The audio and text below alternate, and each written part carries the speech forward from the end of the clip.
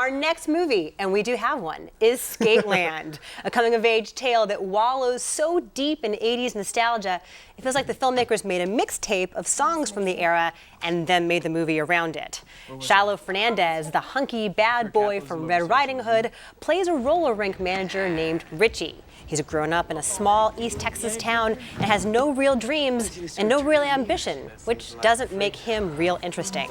Plans in the making after you hang up the skates? I didn't want to think about it. Oh, shocker. That would require you to make a decision. That's Ashley Greene, who plays Edward's psychic vampire sister in the Twilight movies. Here, she plays Richie's best friend, Michelle. But you know there's more going on. Richie, Michelle, and her older brother, Brent, spend the summer drinking beer, driving around in pickup trucks, trash talking, and chain smoking. How's his sister? Oh, Samantha, I've been meaning to tell you. Last time she was in town, she could not shut up about you. Brent this and Brent that. Oh, yeah, Brent's so cool and so ruggedly handsome. I know, it's annoying, right? Really? No.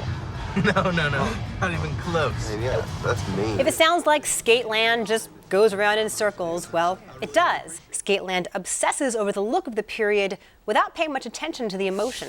Thumbs down.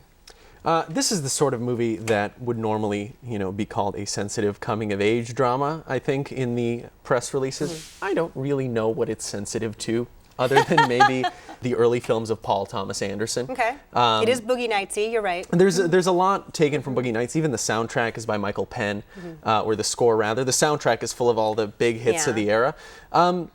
There's just not really much here. The cinematography is sometimes quite beautiful, I think, especially during the roller skating scenes. Right, there's that one long tracking shot that introduces you to all the different characters and really sets the scene. Which with is Funky Town taken playing. from Boogie Nights. Right, and there's Funky Town playing in the background, which is distracting. But yeah, like, is there angst? They sort of hang out and drink and party and... Yeah, you get no real sense of this place. Even though you see all of these places, all of these parts of the town, you should be getting a really, kind of firm grip on this period, but it just feels like a movie about movies about the late 70s and early 80s than it does like a movie about the late 70s, early 80s in this sort of small town setting.